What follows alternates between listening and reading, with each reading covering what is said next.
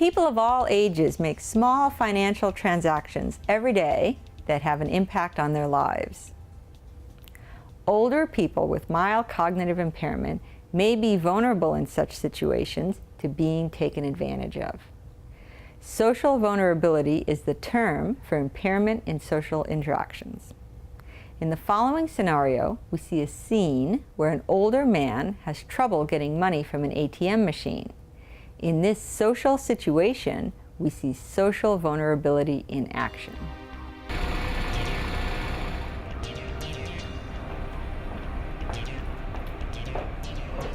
Oh dear. Excuse me, sir, can I be of any help? Oh dear. I haven't got my glasses with me and I need to get some money. Well, I can help you. You just tell me how much money you want to get out and I can get it for you. Oh, that's very kind of you. But my son told me I mustn't tell anyone my PIN code. He'll be very upset with me. Of course, and that's understandable and very wise advice. Well, let's just think for a minute. What if he changed it back for you after we're done getting your money out? What do you say? Well, yes, that'd be right. That's very good of you. And the PIN code number is 5592. Okay. How much money do you need? Oh, $100, please. Okay. Well, we should just check your balance.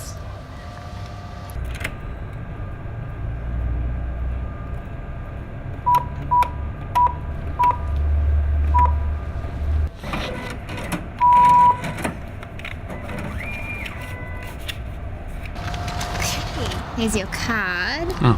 Here is your money. Thank you so much. You're very helpful. Well, I always enjoy helping the elderly.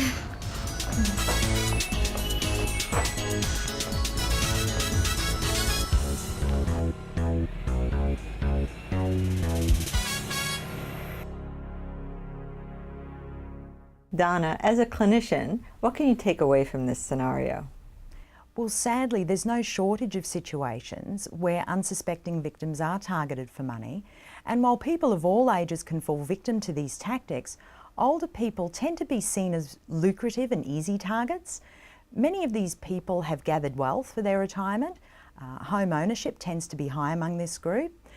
And even loneliness can play a role. So older people can simply be grateful to have someone to talk to, not really suspecting that the helpful young woman might actually be preying on them. Is it all older people that are affected in this way?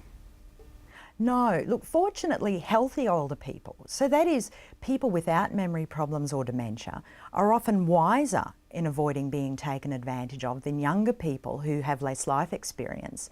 However, people with dementia or psychiatric illness, and that might just be mild depression or anxiety, can be highly suggestible to the influences of other people, even strangers. Dementia can be more than just memory loss, can't it?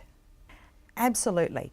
Most people do associate dementia with memory loss, but many other abilities can also be affected.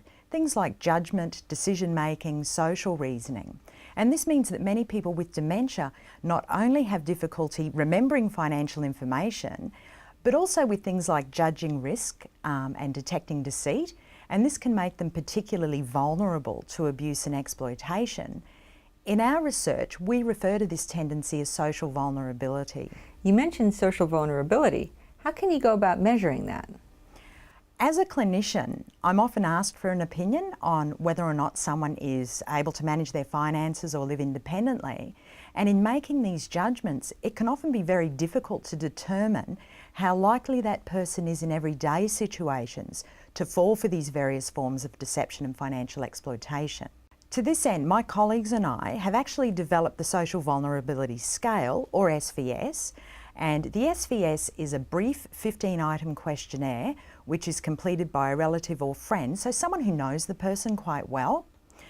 It provides a very unique insight into the person's financial judgment, actually in everyday situations, because it directly targets indicators of social vulnerability.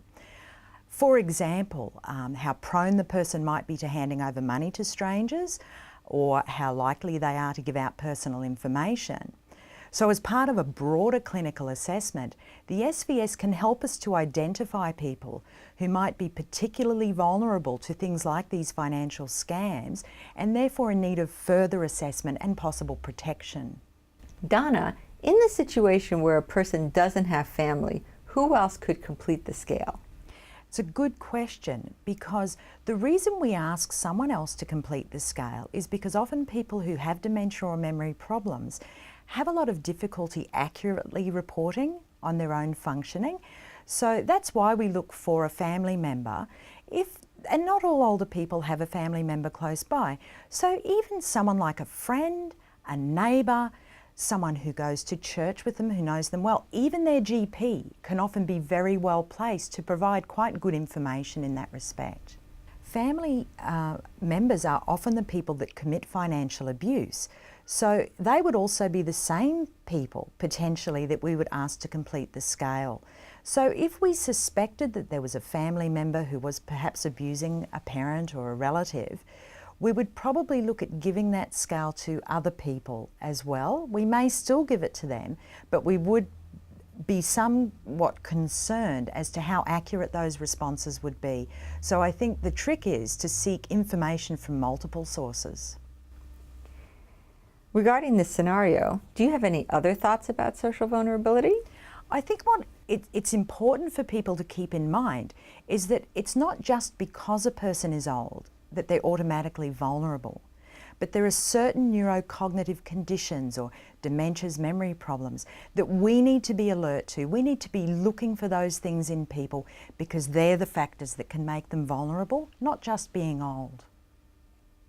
In terms of social vulnerability, this could also affect somebody with an acquired brain injury or with younger onset dementia. Most definitely. So anything where the person is not able to think as clearly as they were before, they may not be able to remember information, they may not be able to process information quickly, or even problem solve, come up with various solutions and then act on those. So there are a whole range of conditions that can impact on people's thinking and reasoning that can make them more vulnerable in these situations. If you were the GP, what other referral sources would you consider? If I were a GP and I was looking at a patient who I thought had some memory decline, I think it's very important that we check that out further and refer to a neuropsychologist who can really look at that in depth and look at how much decline is there, what's the pattern of decline. That can help us decide what the diagnosis is and what sort of help that person's going to possibly need in the future. So this raises a question for me of what if you have family members who have differing points of view? It's very difficult. I think that we need to look at a very holistic picture of what's happening here.